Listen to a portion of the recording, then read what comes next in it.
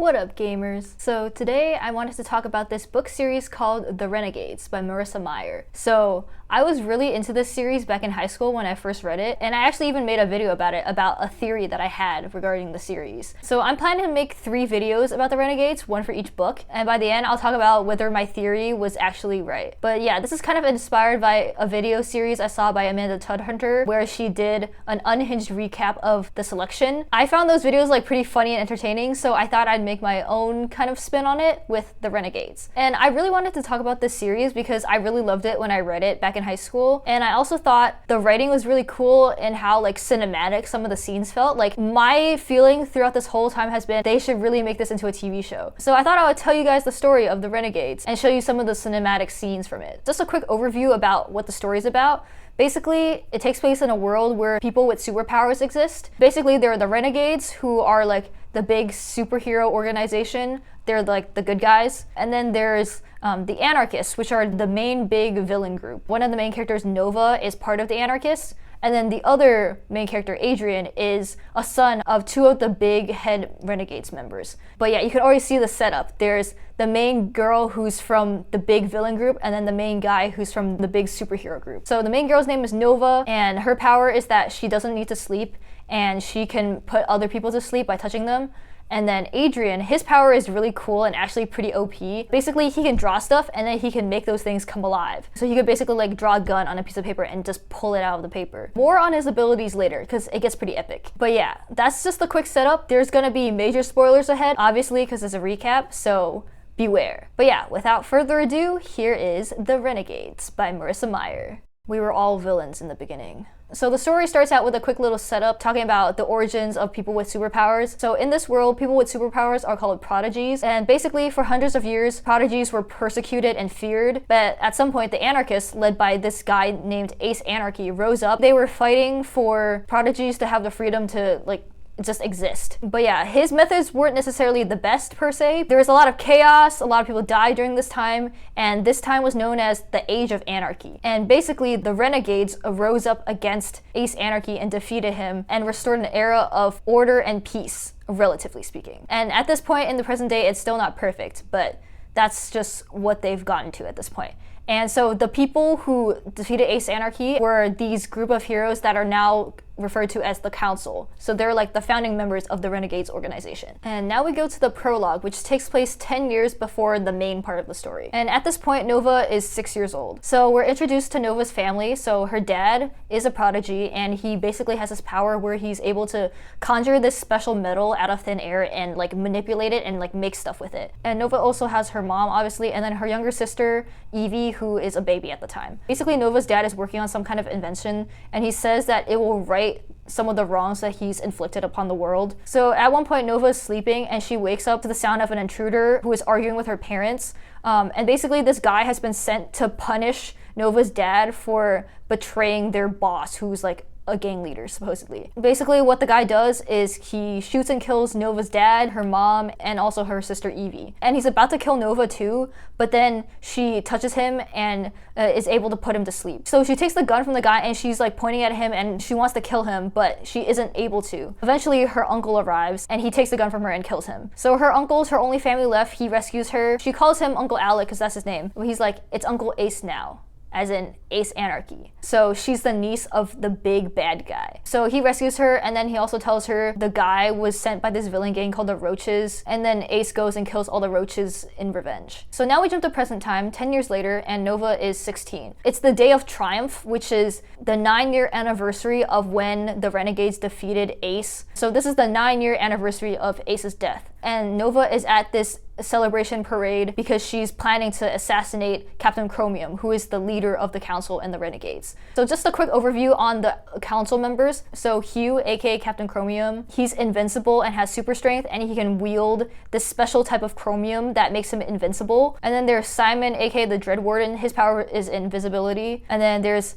Kasumi, aka Tsunami, who is basically a waterbender. Tamaya, aka Thunderbird, she has like wings, she can fly, and she can like control thunder and lightning. And then there's Evander, aka Blacklight, and basically he can like control light and darkness. And then there used to be a 6th member of the council, but she was killed during the Age of Anarchy, and we find out more about that later. But yeah, so that's the council. And then, as I mentioned, Nova is part of the anarchists. So the other remaining anarchists at this time include Ingrid, aka the detonator. Basically, she can just make bombs out of thin air and make them explode at will. There's Phobia, whose real name is unknown. He's low-key one of my favorite characters. Basically, he's just this weird hooded figure who carries a scythe around, and he can embody people's biggest fears. He's like kind of funny. I don't know, he kind of reminds me of Omen from Valorant. Like, he gives me the vibe that he's like scary, but he like likes to knit, which is exactly what Omen's like. But yeah, there's Winston, aka the puppeteer. This guy's kind of creepy. He has like permanent like Mariette like features, like he has like red cheeks and like a Mariette smile, and he basically, his power is that he can control people and make them act like puppets. And then there's Honey, aka Queen Bee, so she can control bees, wasps, and hornets and stuff. And then there's Leroy, aka Cyanide, and he basically oozes various like poisons out of his skin, and he can like use that to make different chemicals and stuff. But yeah, so Nova's at the parade. She's planning to assassinate Captain Chromium, and like I mentioned, he's invincible because he basically has like a layer of chromium under his skin, which is impenetrable.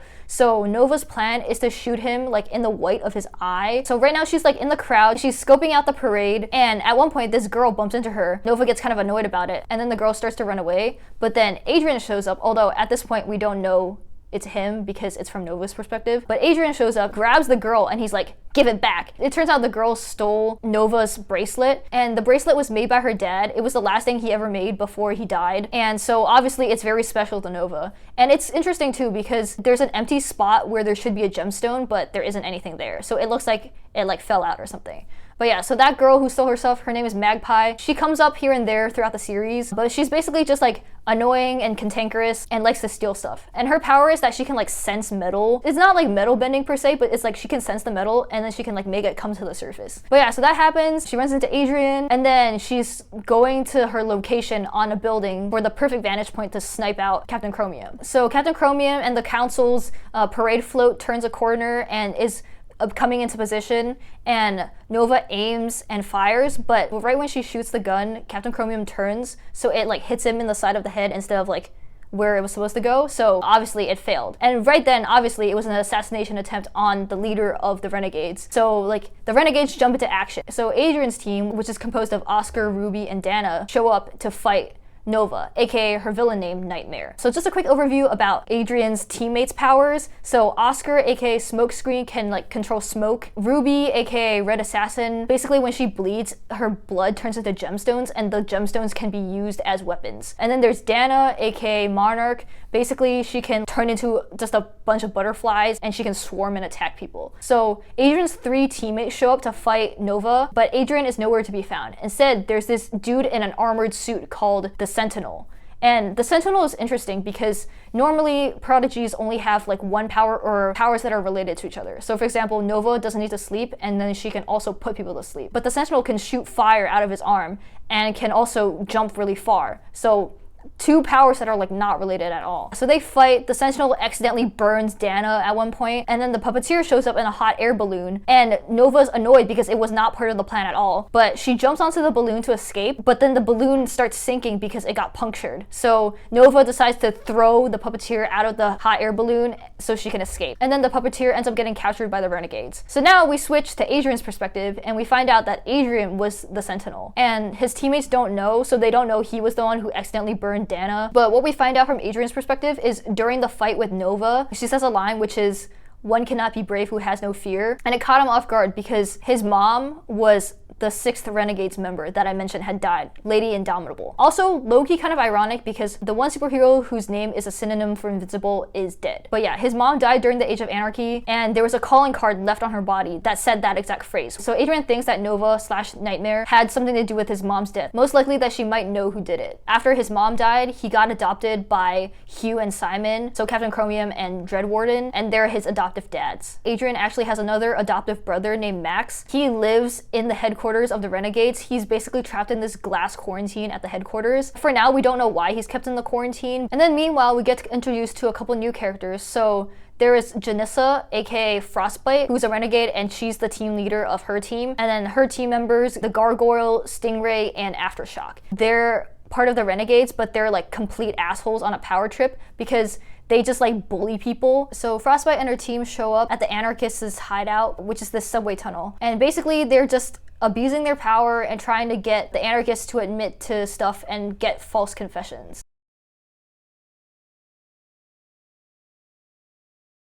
Nova decides that she wants to try out for the Renegades to act as a double agent and find out their secrets. So she gets like a fake backstory, and her fake backstory is basically like her parents are dead, which I guess is true of her backstory. But she's basically saying that she's living with her uncle and that she worked at Cosmola's Park, which is this amusement park. But yeah, so she wants to join the Renegades so she can find out some insider information and then take revenge on them because she blames them for her family's death. Basically, Nova's beef with the Renegades is that they made people reliant on superheroes. So now like all the non-prodigy people, whenever something happens, they expect the Renegades to be the ones to save the day, so they don't bother doing anything. And then she is also upset that they let her down because she believed that the Renegades would be there to save her family, and then they weren't. So now we get to the Renegades trials, and we find out a bit more about Adrian and his opinion on the Renegades as well. Because obviously he's a renegade, but he's also started posing as the Sentinel, who doesn't follow the Renegades' rules whatsoever. Adrian feels like the Renegades have kind of lost the sense of who they're supposed to be, because basically if you're a renegade, you're like famous, and you're treated like a celebrity, low-key, and you're kind of like worshipped and idolized. And the Renegades are also kind of like the police in this world. They're the ones that are sent to like save people and help out whenever there's issues. And then the Renegades, specifically the council, are also responsible for making laws. And this comes up a bit more later, but this is something that Nova dislikes as well, that basically the Renegades are the ones who make the laws, they enforce the laws, and nobody else has a say in what those laws are. So basically if you're a prodigy but you're not part of the Renegades, you're treated like a villain. Nova shows up for a trial. She has a new fake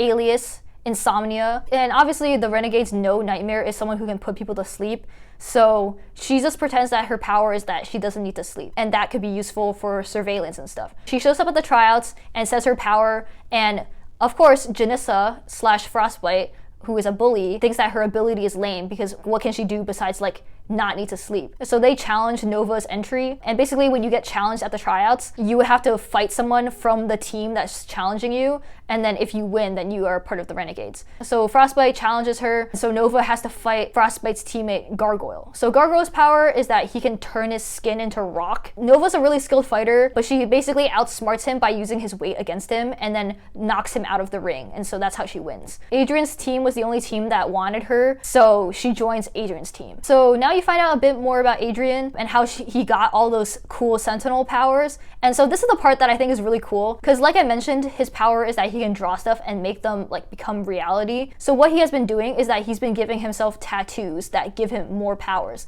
So he drew like a flamethrower tattoo on one of his arms, and that's what allowed him to shoot fire out of his arm. And then he also gave himself like spring tattoos on his feet, so that's how he's able to jump super high. He decides to give himself a new tattoo on his arm that allows him to shoot like a concussive light beam. And as someone who has quite a few tattoos, I just thought it was really funny that he used a single needle to give himself this tattoo. Just imagine how long that had to take. And then he also has a tattoo like on his sternum that's like a zipper, and so when he unzips it, that's how he equips the Sentinel armor. He unzips it and like the armor like springs out and covers him, and then when he zips it back up, then the suit like collapses. So yeah, pretty cool, pretty OP, and it only gets more interesting from here, to be honest. So that's a bit more about Adrian, and then now we go to Nova's first day at the Renegades. So she gets a tour of the tower, she meets her teammates, and Dana is in the hospital wing right now because she got burned by Adrian. So meanwhile, the Renegades are investigating Nightmare because she was the one who tried to assassinate Captain Chromium, and they figure out that the dart from the gun that she used to try to assassinate Captain Chromium can be traced back to this guy named Gene Cronin, aka the Librarian, who is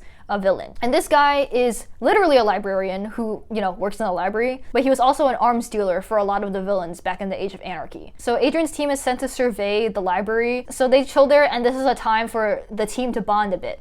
So they talk and you find out a bit more about each of the characters' origin stories and how they got their powers. So Oscar almost died in a fire from smoke inhalation, but instead of dying, he wound up having a power where he could manipulate smoke. And then Ruby, her house was under a gang raid during the Age of Anarchy, and the gang was looking for these specific precious jewels that they had, and then she swallowed them and then got stabbed because she refused to give up the jewels. But instead of her dying, her blood from the stab wound crystallized into gemstones. And then Adrian's origin story is the most interesting. He was born with this power. And then we find out about Nova's. So she tells everyone she randomly got her power when she was 6, and she also mentions that her family died when she was 6, and it says nothing else. Then you find out through her narration that she already had the power to put people to sleep before because she would use it on her sister when her sister was fussy, but her inability to sleep didn't come until after her family got murdered. Since the murders happened, every time she tried to go to sleep, she would have nightmares about it. So one day she just stopped trying to go to sleep, and then she never needed to again. But yeah, so they're doing this stakeout.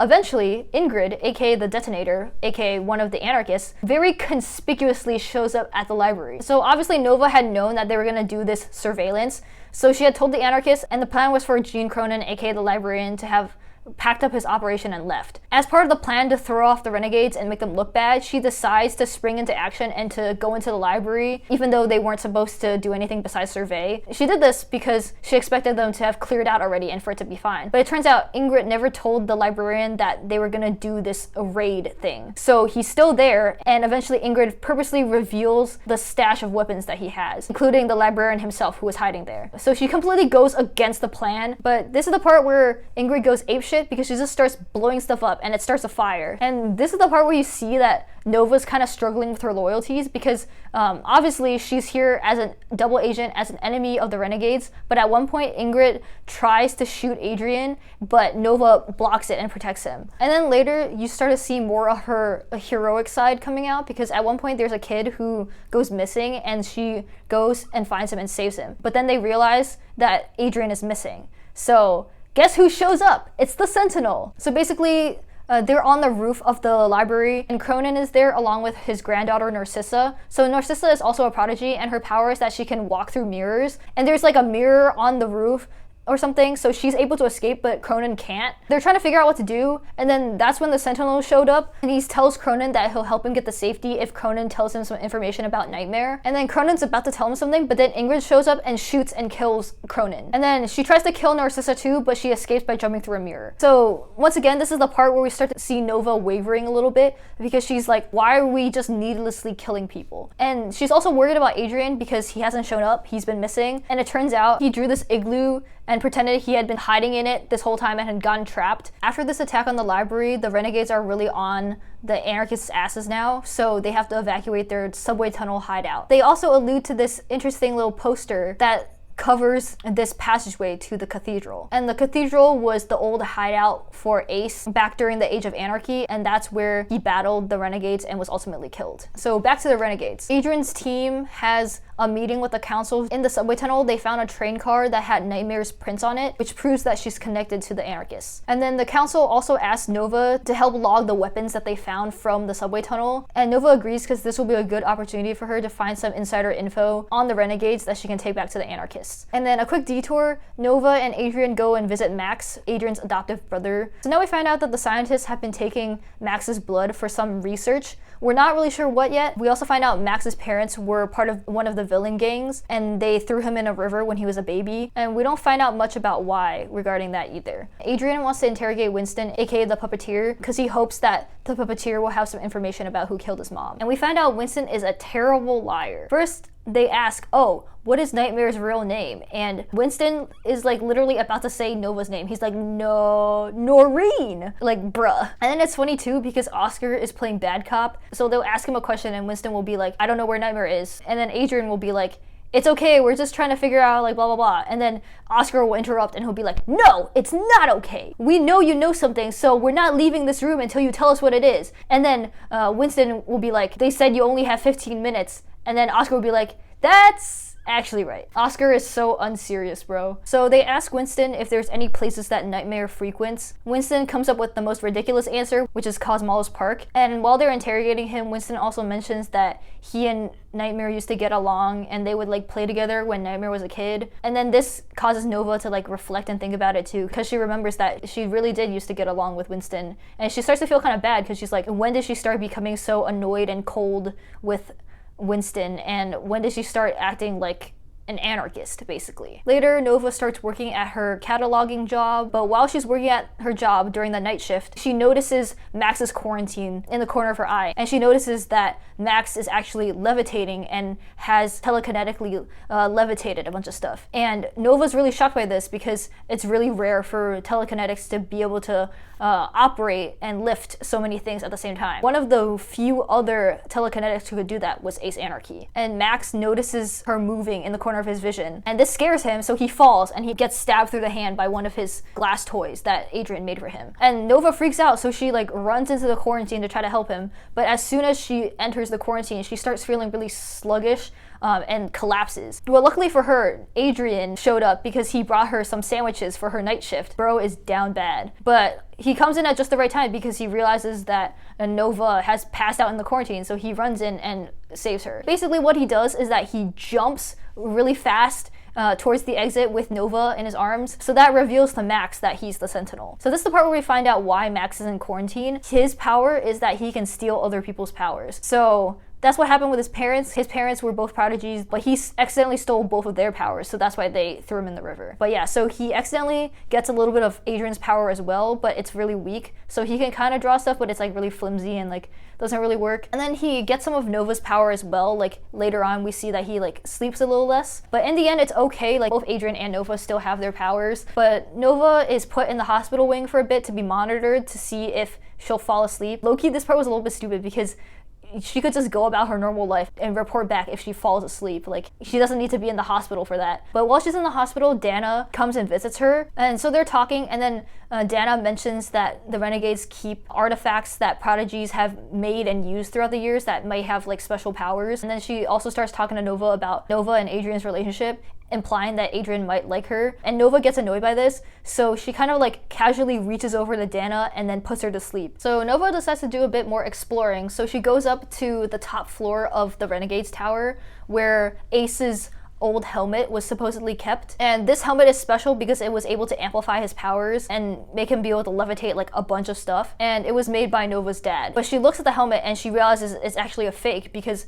all of the stuff made by her dad has this coppery gold color to it. And it actually even says on the helmet that it was made from recycled materials, so she knows it's a fake. While she's there, the Dread Warden, aka one of Adrian's dads, shows up. They start talking, and then he tells her like the true story of what happened during the Day of Triumph. So basically they were fighting Ace, and at some point they managed to get him separated from the others. And then Captain Chromium, who's the only person who's immune to Max, brings Max in to steal all of Ace's powers. The Captain Chromium was gonna deal the final blow, but instead Ace jumps into the ruins of the cathedral, which is on fire. So it's presumed that he's dead because he was super weakened after his powers were stolen, and then he literally jumps into a fire. So Nova goes back to her apartment, which is the fake house that she told the renegade she was living at. And this is where all the anarchists are living now, since their old hideout has been discovered. Ingrid was not invited to go stay with them because she completely messed up the plan with the librarian, but she shows up and she talks to Nova, and they develop a plan for how to get rid of the renegades off both of their trails as the Detonator and a Nightmare. And then later Adrian shows up at her house and invites her to go to Cosmos Park to check out the clue that Winston had told them about how Nightmare frequents Cosmos Park. So they go there and they find this fun house that Nova had visited the night before and crossed out the sign. So instead of it saying the fun house, it actually says the Nightmare. So Adrian sees that and he's like, we should check this out. So they go, and then Nova accidentally falls through this trapdoor and disappears for a bit. Adrian's looking around and he finds a bag of Nightmare's stuff. But then Nightmare and the Detonator appear and they have this fight. And during this fight, obviously we know, ooh, this is the plan that Ingrid was talking about with Nova the other day. But then it starts getting weird because Ingrid starts making this huge explosive, and you can hear Nightmare, this is through Adrian's perspective, but you hear Nightmare asking Ingrid what she's doing, and she sounds like really worried. So now we're like, okay, we know that's Nova and we know they have some kind of plan, but like, then why is Nova so worried in a way that like sounds legit? The explosion blows up and all that's left is Nightmare's bloody mask. And Ingrid isn't affected by her own explosions, and she starts doing this whole villain monologue thing where she's like explaining how this was originally just a setup to fake Nightmare's death, but then she decided to kill Nightmare for real because she suspected that Nightmare would betray them.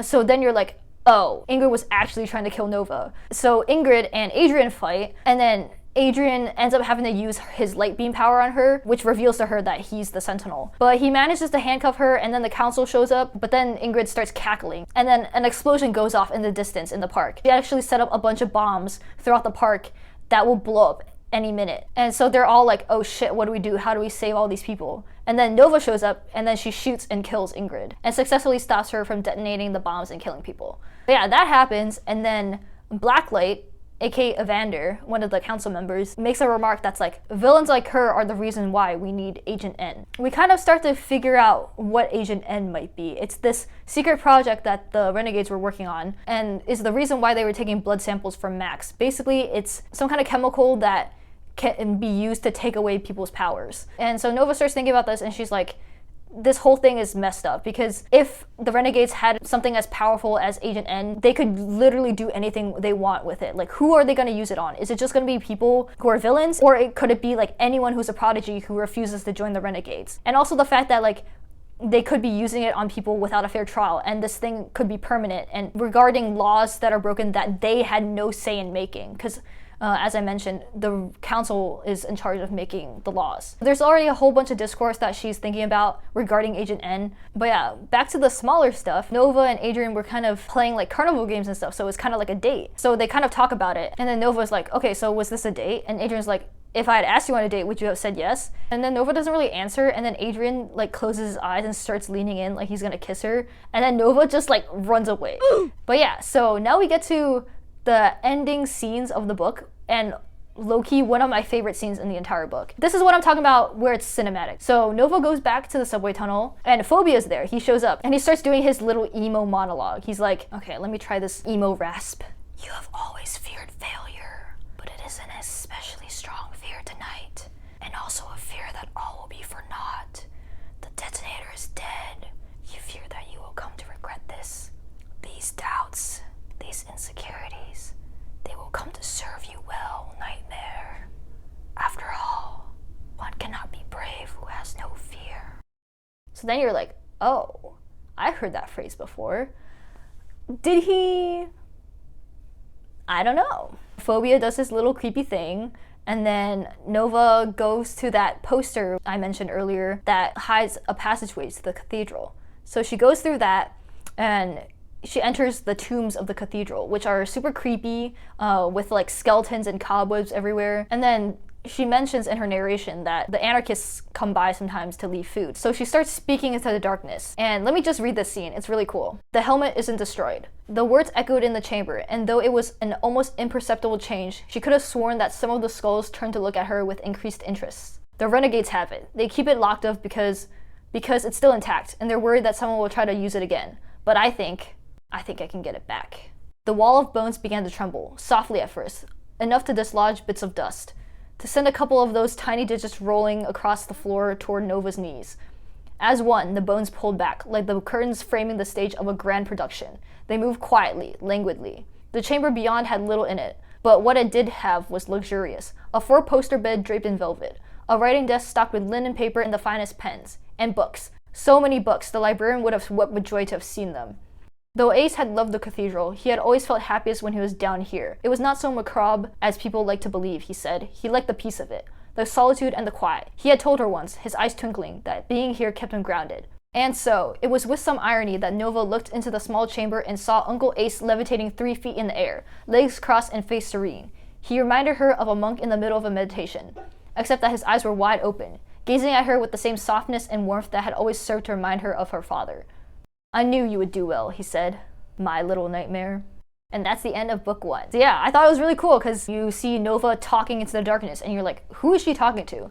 And then you see the scene, you see all these skeletons rearranging themselves, pulling back like a curtain, and then it's Ace, alive and levitating. And you're like, oh shit. But yeah, so that was The Renegades, book 1. I tried to make the summary as cinematic as possible, like kind of really going through the reveals as you get them, but I feel like it still might have been way too long, so we'll see how this turns out. But my general thoughts on this book, as I mentioned earlier, like I really enjoyed them when I first read them, but I do think they're really long and low-key longer than necessary because they're like 500 pages. And it's fun, but it's also low-key unnecessary, I think. Like I said, I love the cinematic feel of it. That has always been my favorite part of these books. But yeah, that was it for this video. I hope you guys enjoyed. My voice is dying because I've been talking for like an hour straight. But yeah, I hope you guys enjoyed this video. Thank you guys so much for watching, and I'll see you next time.